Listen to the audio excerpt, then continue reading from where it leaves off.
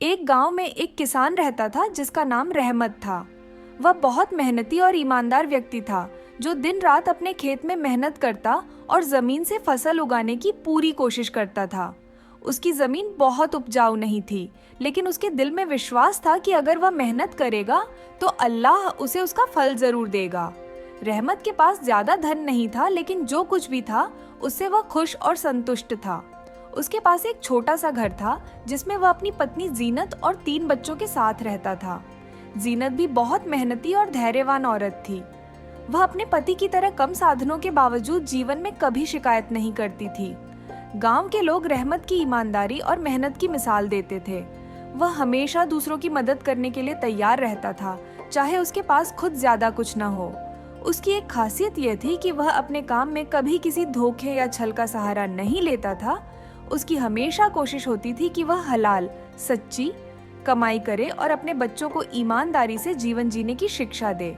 एक दिन गांव के एक रईस सरदार हाकिम, जो बहुत अमीर था, ने रहमत को अपने पास बुलाया। सरदार हाकिम का खेत बहुत बड़ा था और वह चाहते थे कि रहमत उनकी जमीन पर काम करे। उन्होंने रहमत से कहा कि वे उसे ज्यादा मजदूरी देंगे और उसका काम आसान होगा। लेकिन सरदार हाकिम का तरीका यह था कि वे दूसरों को कम मजदूरी देकर ज्यादा काम कराते थे और कुछ लोगों को धोखे से अपनी जमीन पर काम कराते थे। रहमत को यह सुनकर पहले तो खुशी हुई कि उसके पास ज्यादा पैसे कमाने का मौका मिलेगा, लेकिन फिर उसने सोचा कि सरदार हाकिम का तरीका अनुचित है। उसने दिल में फैसला किया कि वह ऐसे व्यक्ति के साथ काम नहीं करेगा जो दूसरों का शोषण करता है। रहमत ने सरदार हाकिम से माफी के साथ इनकार कर दिया और कहा, सरदार साहब, मैं आपकी पेशकश की कद्र करता हूँ, लेकिन मैं उस जमीन पर काम नहीं कर सकता जिस पर न्याय न हो। मैं अपने खेत में ही मेहनत करूँगा, चाहे मुझे कम मिले, लेकिन मैं सच्ची कमाई ही करूँगा।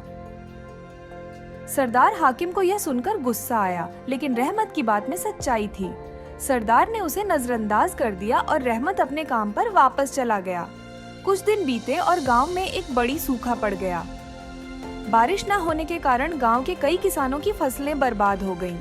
सरदार हाकिम का बड़ा खेत भी सूख गया, लेकिन हैरानी की बात यह थी कि रहमत के खेत में फसल काफी अच्छी हो रही थी। गांव के लोग हैरान थे कि आखिर रहमत की फसल कैसे बच गई, जब बाकी सबकी जमीनें बंजर हो गई थीं। एक दिन सरदार हाकिम खुद रहमत के पास आए और पूछा, रहमत, तुम्हारी फसल कैसे बच गई? हम सबकी जमीनें सूख चुकी हैं, लेकिन तुम्हारी फसल हरी भरी है।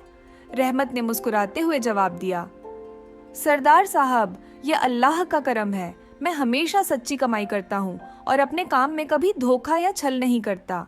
मैंने अपनी जमीन की बहुत मेहनत से देखभाल की है और इस पर भरोसा किया कि जो भी होगा अल्लाह मेरी मेहनत का फल जरूर देगा। सरदार हाकिम ने रहमत की बात सुनी और सोच में पड़ गए।